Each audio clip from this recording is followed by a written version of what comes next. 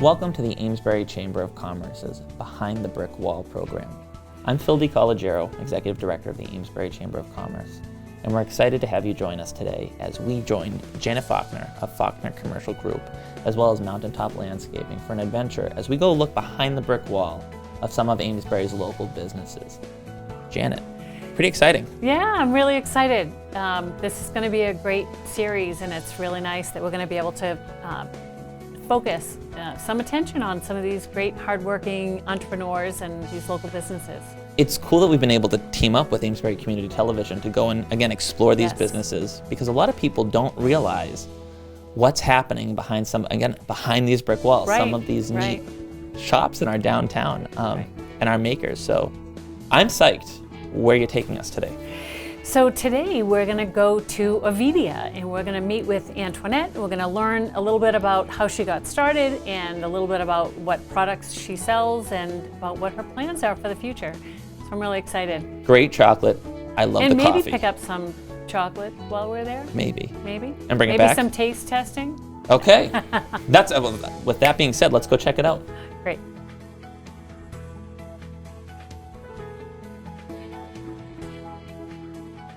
Antoinette, thanks for having us in to show you your beautiful shop and to tell us a little bit about your business. We're here at 36 Main Street Rear for our viewers. And tell us a little bit about how long you've been here, and I'm going to just ask you some questions about your business and things we're interested in knowing. Okay, so Ovedia was established actually in 2004 by the original owner, Barbara Vogel. She worked out of her home kitchen for some time, and then grew out of that and worked in a licensed kitchen in Newburyport.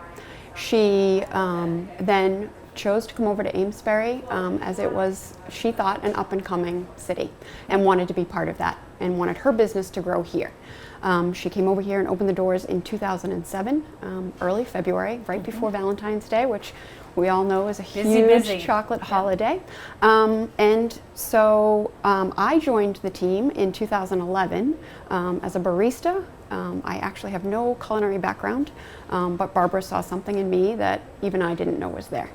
Within a matter of weeks, she asked me if I would like to learn the art of chocolatiering, and that's how that started. Wow, that's great.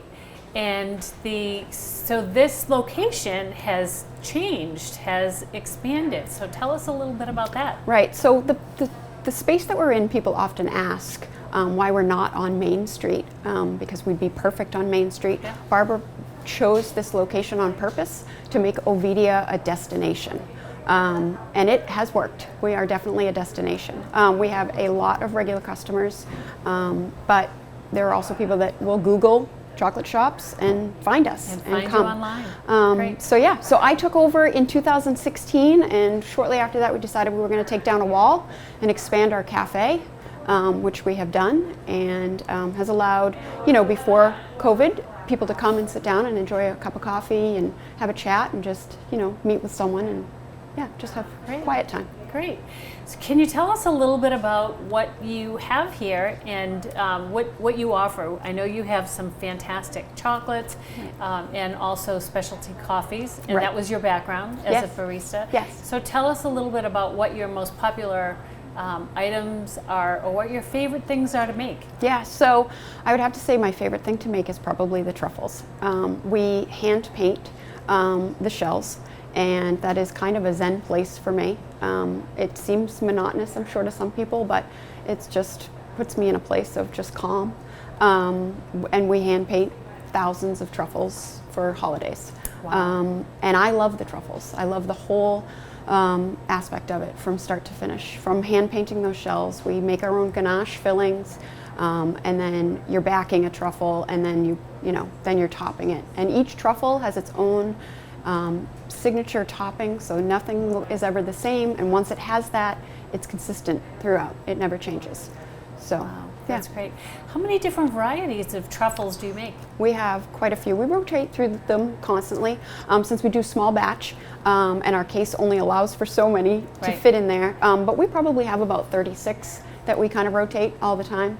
And seasonal flavors. At Christmas it's gingerbread and eggnog, and peppermint, whereas for Valentine's Day we just did a strawberry basil and a passion fruit caramel. Ooh, nice. So so definitely some different flavors that we can pull out during special seasons. Great. Yeah. And tell us about the coffee. I see people walking around with your Ovedia coffee cups all the time. Tell us about that. So Ovedia is also an espresso bar. So we make all espresso-based drinks, lattes, cappuccinos. But we also have one of our signature drinks is a mocha Ovedia, which is half coffee, half hot chocolate. The hot chocolate recipe happens to be Barbara's grandmother, Ovedia. Wow. Her hot chocolate recipe. I didn't know that. So yes, so that is where the name Ovedia came from. It is actually Barbara's grandmother's name. Oh, that's great. Nice. Yeah. That's a nice touch to know. Now, how many seats do you have in here? And what are your hours? So we are open Monday through Friday from 7 to 5 and Saturday from 8 to 5. We are closed on Sundays. And then the seating we have typically would be about 18 to 20. And then right now we're not allowing seating just with COVID and everything, just to protect everybody. That was another question I was going to ask. How has COVID affected your business? Well, I have to say, they're those loyal customers, right? And coffee is an addiction. So, we have those people that have come in. We were lucky enough to remain open through the entire thing, which I think actually was a lot easier. We just adapted. We shortened our hours. I became the barista full time and just kind of worked our way. It is really about adapting and overcoming the situation. I also my personality is a fly by the seat of my pants kind of girl. So I can do that. I don't mind switching gears really quickly. And chocolate also, it requires you to be patient. So it takes time to set up. So you've got to be working on something else while you're waiting for that. So you've got to be able to switch gears. Yeah, you've got to be able to switch gears all the time. So so I feel like that's already in my bones. That already works. So yeah. And tell us a little bit about what your experience was as a barista and the training that you had for that lent itself to this. Well, two of my favorite things are coffee and chocolate. So it doesn't surprise me that I ended up here. We are about the details. And I personally want every experience that you have at Ovedia to be an experience. I want you to be thinking about that cup of coffee or that chocolate days later. So as far as training, when I got here, I had worked as a barista somewhere else, but Barbara was more about molding you into what she needed you to be, what she saw the Ovedia version of you to be. And so, you get this kind of intense training. And then the chocolatiering was a whole other realm. I mean, that took us probably 2 or 3 years before I felt like I was a true chocolatier. Really? Yeah. Great.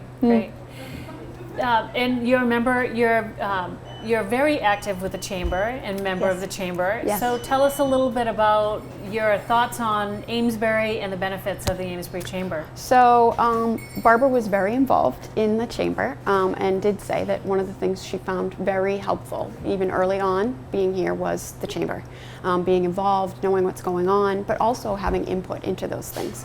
As a creative thinker, you sometimes do think outside the box, and it allows other avenues for your creativity to come to fruition and not just chocolate and coffee. I also like being involved with the other business owners in town, and I do think that I am at this point, I am vice chair of the chamber. I've been involved personally with the chamber on the board for 2 years now, and I actually really look forward to becoming chair and kind of setting up some goals and some fun stuff, and seeing where we go from there. Yeah. Great. Well, you're a huge addition to this, to Amesbury and to the downtown business community, and being a destination is great. Yeah. Can people order online and to ship things? Do you do that type of thing? Yes. So we actually, again, one of the things to adapt to our current situation was we created an online website so that you can order chocolate and have it shipped. We did that in Good to know, might be dangerous. To yeah, know. right. Good to, right. We did that between Easter and Mother's Day. Found it extremely well received. Smart, yeah. And so we've continued with that, and that's where we're going anyway, I think. And I can ship chocolate, so that's easy. Not so much a latte, but Yeah, yeah. So what do you see coming up in the future? What are your plans for the business? I know you have plans to expand your role with the chamber, Yeah. which is great. Yeah. Any plans to expand your business? Well, I mean, there's always that opportunity, right? Ovedia is growing rapidly. The chocolate side of this is, I'm not even sure that this space will hold us in the next 2 to 3 years. But I do like the interaction with customers. Yeah. So I personally am not ready to give that, to make that switch. Yeah. But I'm open to anything and everything. We just had one of our best Valentine's seasons ever. That's great. And last year we were still, again, doing really well. So again, I'm very grateful, and I know that not everyone is, but again, a strong foundation for your business plan and being able to adapt, I think, makes a huge difference. So you've found solutions to the challenges, and Yep. your passion for your Right. product in the community shows in what you offer, and I think that's why you've done such an amazing job. Thank you. So Thank you. We're very happy to have you here. Thank you. Thank you. So that was pretty cool. That was really cool. Antoinette has such a great story, and her process and her products are just amazing. So I really hope that that everybody that hears this gets to pop in and grab, what was it that we saw? The frozen hot chocolate. Frozen hot that chocolate. looked amazing, and all the little handmade truffles and the chocolates. So I grabbed a bunch to take home. Good. What always kills me about that place is just the story. Like, I love the products, but I Yeah. love Antoinette's story about how she started as a barista and is now this professional chocolatier who's built this really cool business in downtown Amesbury. Yeah, and it's such a quaint little place, and honestly, I didn't even know that she had expanded and that she had seating, and that it's such a great late night place to pop into as well. I love it.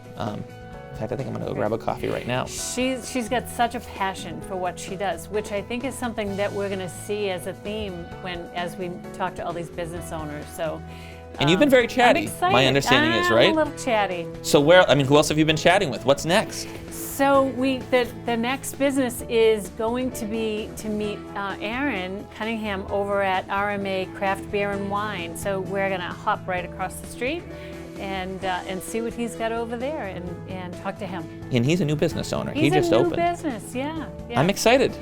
Wait, me too. Take Let's us go. over.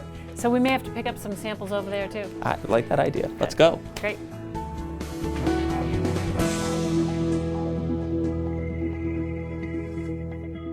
Aaron, you had mentioned that you have a connection to Amesbury that prompted you to want to have a business here. So tell us about that. I do. Too many years ago to count at this point now. The Sparhook School that's down on Elm Street was the home that my family and I actually lived in. So when I came back to this community looking at this particular location, it really did feel like coming home a little bit. Great, great. So you have you have a following here. I do have a following Great. here. So tell me a little bit about who your customer is and maybe what your favorite products are that you have. So the favorite product question comes up a lot, and with 1,500 unique items in the store, picking a favorite is not something that's easily done. I think as far as our customers are concerned, it's wide ranging. There is not a set demographic. It's not male, female, young, old. It's a variety of different people, because with that many SKUs in here, you have a lot of options for people, regardless of what your taste is. And I think the uniqueness of our store is the ability to buy everything by the single and do a mix and match. It allows us to customize the product offering for that individual person, for that individual sale, whether you're celebrating something, eating something, or just looking for your everyday beverage. Which brings up something that I saw out front. You have a sign that talks about pairings. Tell us a little bit about the pairings that you do. Yeah, so I think a lot of people are familiar that, you kind of pair wines very Yes. traditionally with meals and chocolates and foods and desserts. With the amount of the quality and the amount of craft products that are available today on the beer and cider side, you can pair anything today, and I think that's where myself and the rest of the staff, Dan and Brent and Amanda, are really good at saying, okay, again, what are you celebrating today? What are you looking to eat with that? And finding, again, that exact mix of product, whether it's a combination of wine and beer or ciders and beer, or even some of the mead products we have, to pair that up with whatever you're celebrating, whether it be food or some sort of celebration. Great, that's really interesting. I noticed too that, tell me a little bit about how you have all Yeah. these different sections. So how might I find something if I were looking for something specific? Well, again, our most valuable resource in the store is our employees. So the first thing to do if you're unsure, stop by the front desk and we will absolutely take care of you. But in general, the store is organized, again, regionally. So we have our East Coast offerings and primarily our Massachusetts and New England up front. You work your way back to the middle of the country and the West Coast, all the way to our pretty robust international selection. It's not done by style. A lot of people come in here and say, I want a really great porter, or I want a really great New England IPA. Well, those are sprinkled throughout the store. So again, I think one of the great things that we do is, whether you're in here to buy a single can or a mixed 4-pack or a whole case of something, just jump up to the desk, ask us what if you can get a little help in what you're looking for, and we will certainly put something together for you. And one thing I've learned is that you have a great knowledge of all the different products, and that I think sets you apart from a lot of places where people can go and buy beer and wine.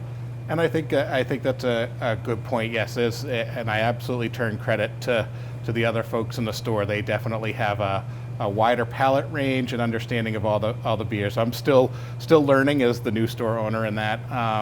But that's, our customers have a different variety of needs. So having that knowledge to be able to talk about, I've tried this, I know what it's like, is really kind of crucial. And then when you're putting together, again, that kind of thing to be able to mix and match and try and experience new things, Right. that's crucial the knowledge. fact that you can buy one of these and one of these and one of these is a great plus. And here's the best part. You don't need to know what we need to know. We just need to know what you like. Right. Right?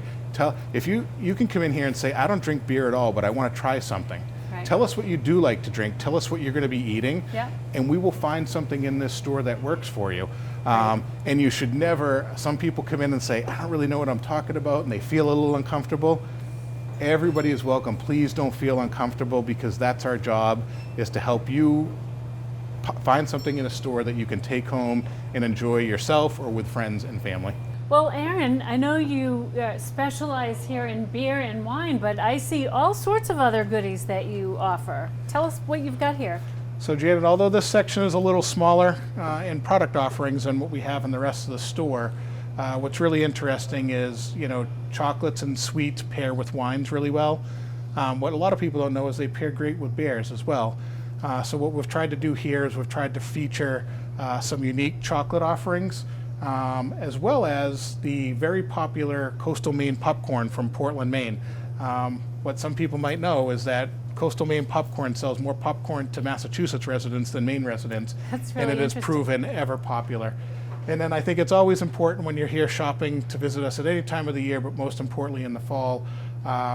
There's a farm up in Vermont called Ridlawn Farms, and it's a family-owned farm that we get our maple syrup from. And this is also proven to be a very popular product with our customers today, which you wouldn't necessarily think of beer and wine drinkers. Well, Aaron, this looks like a really interesting corner. Tell me about some of these selections.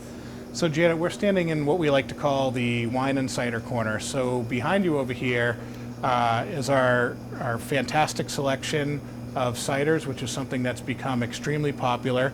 And then over here in this corner we have our red wines and our white wines. But you'll also notice here in the display and in the corner shelf, we sell quite a bit of canned wine. It's become very popular nowadays. Most 12-ounce cans are the equivalent of a half a bottle of wine, so it's something where you don't need to open a whole bottle. And this section continues to grow and expand. The popularity is growing, and people have been very positive about the selection and the options that we have. What a great idea. So Janet, this is one of my favorite sections in the whole store. So every week we try to bring in something new and unique and different to the store, and we wanted to have prominent placement right when you come in to visit our new arrival section. So you'll find things that either we haven't carried in a really long time or something that's really unique and new coming out into the industry today. And I will say we've visited a couple of sections today. The one section we didn't get a chance to visit, but I'd like to talk about now, is we also carry meads, which not everybody does. We have a really nice mead section, so I encourage people when they come in, after you visit the new arrivals and wander through our store to choose your beer, stop by and check out some of the really great meads we have too. You won't find them on the new arrivals shelf, but we definitely have them in the store. I think the most exciting thing that we have coming up is that we are working on a way to bring back tastings. And there's two types of tastings that we hope to offer in the store. One will be where your favorite breweries come and tell you about their brands, and you have somebody from the brewery that takes you through a tasting. And then what we also hope to offer is tastings just in-house that we do ourselves.